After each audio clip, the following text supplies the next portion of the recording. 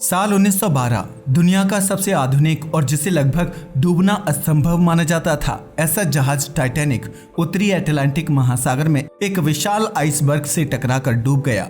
इस दुर्घटना में 1500 से ज्यादा लोगों की जान चली गई। लेकिन इस घटना से जुड़ा एक ऐसा तथ्य है जिसके बारे में बहुत कम लोग जानते हैं। वैज्ञानिकों का मानना है कि जिस आइसबर्ग ने टाइटैनिक को टक्कर मारी वह शायद ग्रीनलैंड के किसी ग्लेशियर से कई साल पहले टूटकर समुद्र में आया था। यानी उसकी यात्रा ग्रीनलैंड के ग्लेशियर से शुरू होकर आर्कटिक ओशन के रास्ते आगे बढ़ी थी। अब जरा एक सवाल सोचिए, अगर यही जहाज अंटार्कटिका के पास किसी आइसबर्ग से टकराता तो क्या उस आइसबर्ग की कहानी भी बिल्कुल ऐसी ही होती? पहली नजर में जवाब हाँ ही लगता है, क्योंकि दोनों जगह सिर्फ बर्फ ही बर्फ दिखाई देती है। लेकिन सच यह है कि आर्कटिक और अंटार्कटिका पृथ्वी की दो ऐसी जगह हैं जो देखने में एक जैसी हैं, लेकिन साइंस के हिसाब से लगभग हर मायने में एक दूसरे के बिल्कुल उलट हैं। यही अंतर तय करता है कि कहाँ इंसान बच सकते हैं, कहाँ कौन से जानवर मिलेंगे, कहाँ समुद्र जमता है और कहाँ पूरा महाद्वीप ही बर्फ के नीचे दबा हुआ है। अगर आपको सिर्फ एक वाक्य में इन दोनों का सबसे बड़ा अंतर समझना हो तो वह यह होगा कि आर्कटिक एक जमे हुए महासागर के ऊपर बना हुआ संसार है, जबकि अंटार्कटिका एक बर्फ से ढका हुआ महाद्वीप है। यही एक अंतर आगे चलकर दर्जनों और अंतर पैदा करता है। नॉर्थ पोल के बीच में कोई जमीन नहीं है, वहाँ आर्कटिक ओशन है जिसके ऊपर समुद्र का पानी जमकर सी आइस बनाता है। उसके चारों ओर कनाडा, रशिया, ग्रीनलैंड, नॉर्वे और अलास्का जैसे भूभाग हैं, यानी बीच में समुद्र और चारों तरफ जमीन। लेकिन साउथ पोल पर तस्वीर बिल्कुल उल्टी है। वहाँ बीच में अंटार्कटिका नाम का एक विशाल कॉन्टिनेंट मौजूद है और उसके चारों ओर सदर्न ओशन फैला हुआ है, यानी यहाँ पहले जमीन है और उसके ऊपर लाखों वर्षों से जमा होती आई बर्फ है। सुनने में यह फर्क बहुत छोटा लगता है, लेकिन असल में पूरी कहानी यहीं बदल जाती है। इसे एक आसान उदाहरण से समझिए। अगर आप सर्दियों में किसी तालाब का पानी जमते हुए देखें तो ऊपर बर्फ बनती है लेकिन नीचे पानी ही रहता है। आर्कटिक बिल्कुल ऐसा ही है, वहाँ समुद्र की सतह जमती है। दूसरी तरफ अगर किसी खुले मैदान पर हर साल बर्फ गिरती रहे और कभी पूरी तरह पिघले नहीं तो नई बर्फ पुरानी बर्फ को दबाती जाएगी।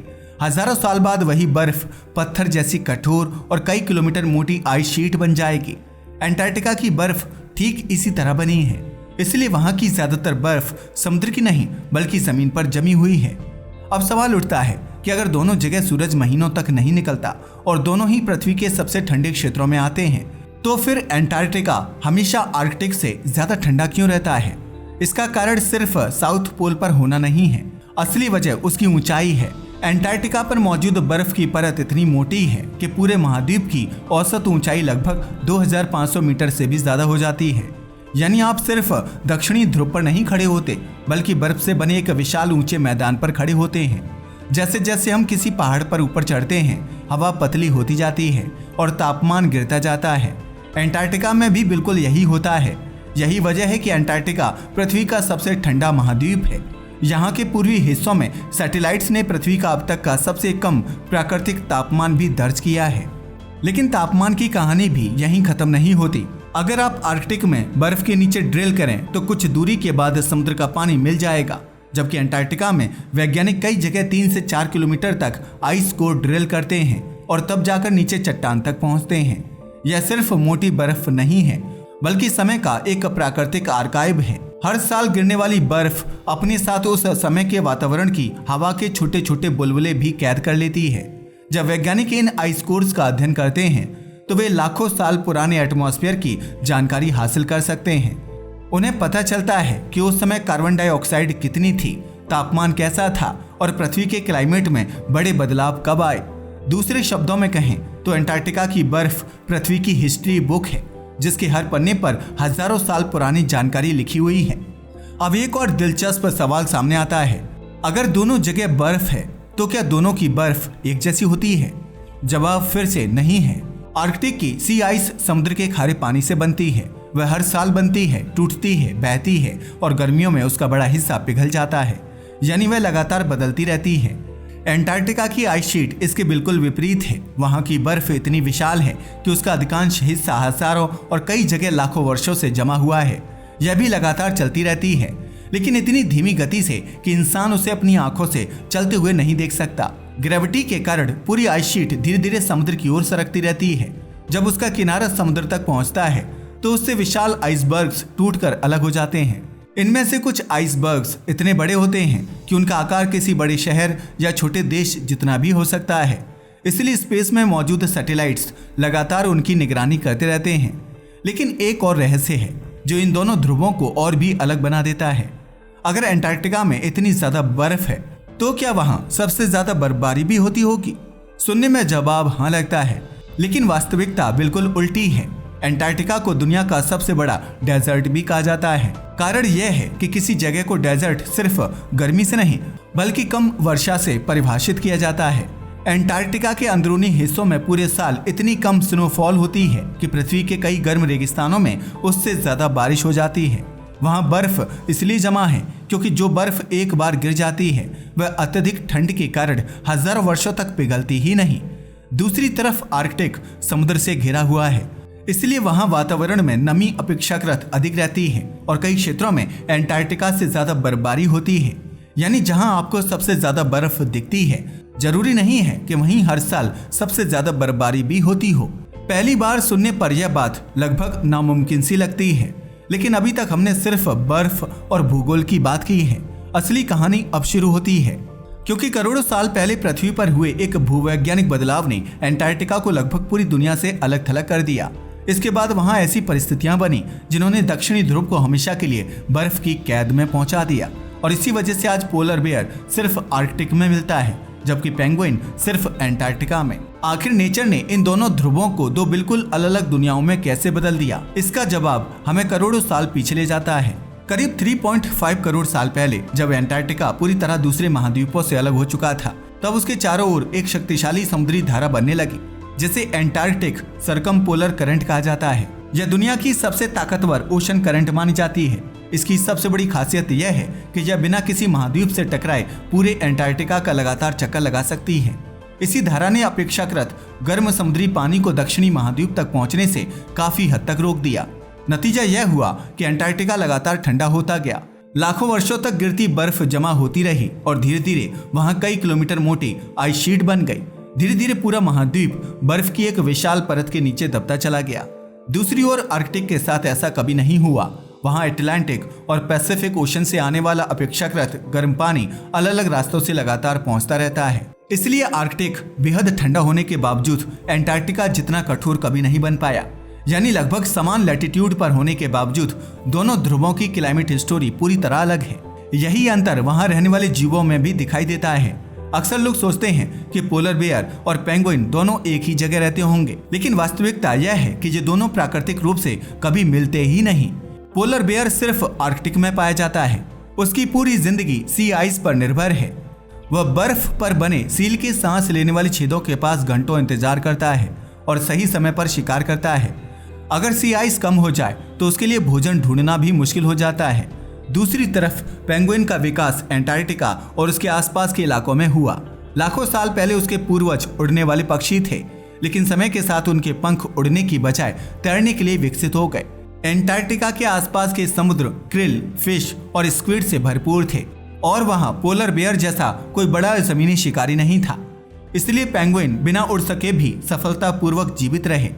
करोड़ों साल की इवोल्यूशन के दौरान पोलर बेयर और पेंगुइन पृथ्वी के अलग अलग ध्रुवों पर विकसित हुए। यही वजह है कि आज भी ये दोनों प्राकृतिक रूप से कभी एक दूसरे के सामने नहीं आते। अब सवाल उठता है कि इंसानों ने इन दोनों जगहों को कैसे जाना? आर्कटिक हजारों साल से इंसानों का घर रहा है। इनुइट, सामी और कई अन्य इंडिजीनियस कम्युनिटीज ने यहाँ की भीषण ठंड में जीने के अनोखे तरीके विकसित किए। उन्होंने बर्फ, समुद्र, मौसम और जानवरों को इतनी गहराई से समझा कि यही ज्ञान उनके जीवन का आधार बन गया। बाद में समुद्री व्यापार बढ़ा और नए रास्तों की खोज शुरू हुई।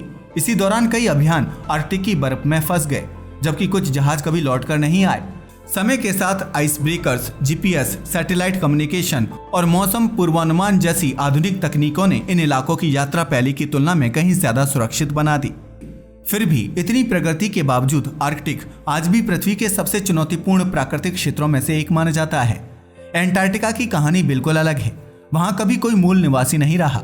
20वीं सदी की शुरुआत में कई देशों ने साउथ पोल तक पहुंचने की कोशिश की। कई अभियानों को महीनों तक बर्फीले तूफानों, -50 डिग्री सेल्सियस से भी कम तापमान और अंधकार का सामना करना पड़ा। कुछ अभियान सफल हुए, कुछ इतिहास बन गए और कुछ त्रासदी में बदल गए। लेकिन समय के साथ एंटार्क्टिका दुनिया की सबसे बड़ी प्राकृतिक प्रयोगशाला बन गया, जहाँ वैज्ञानिक पृथ्वी के अतीत, वर्तमान और भविष्य को समझने की कोशिश करते हैं।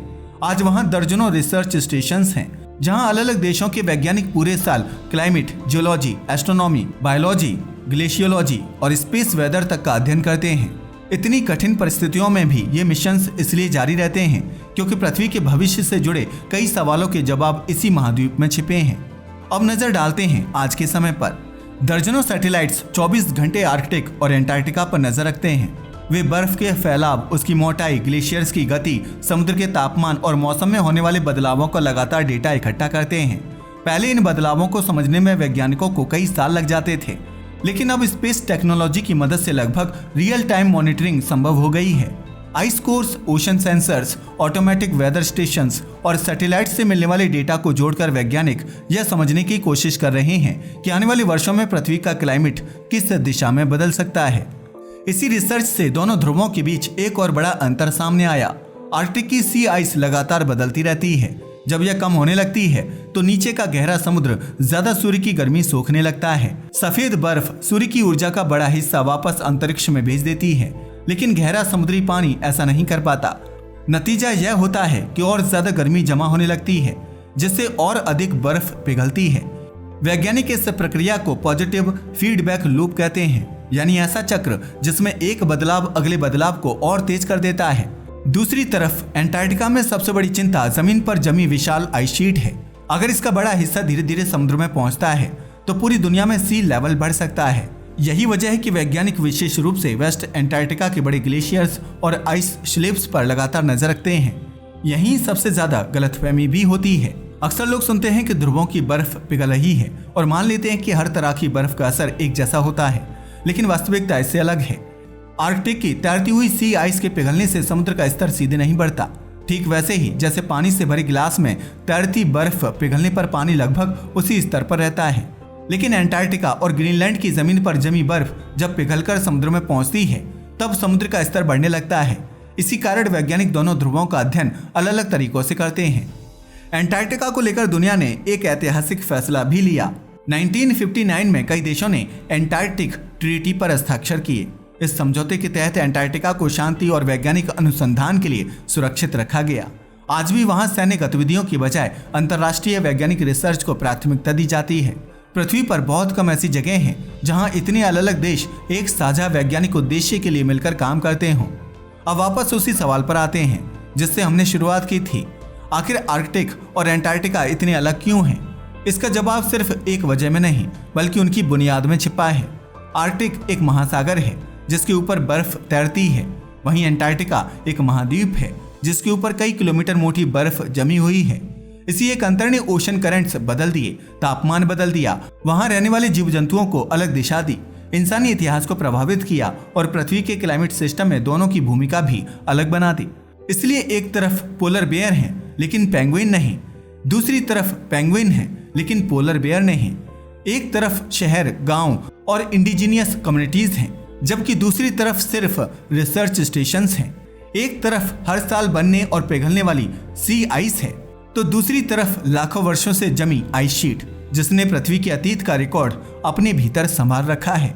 दूर से देखने पर आर्कटिक और एंटार्क्टिका दोनों एक जैसे सफेद दिखाई देते हैं, लेकिन उनका सबसे बड़ा अंतर उनके रंग में नहीं बल्कि उनकी बुनियाद में छिपा है। आज के लिए बस इतना ही। वीडियो पसंद आया हो तो इसे लाइक और शेयर करें। धन्यवाद।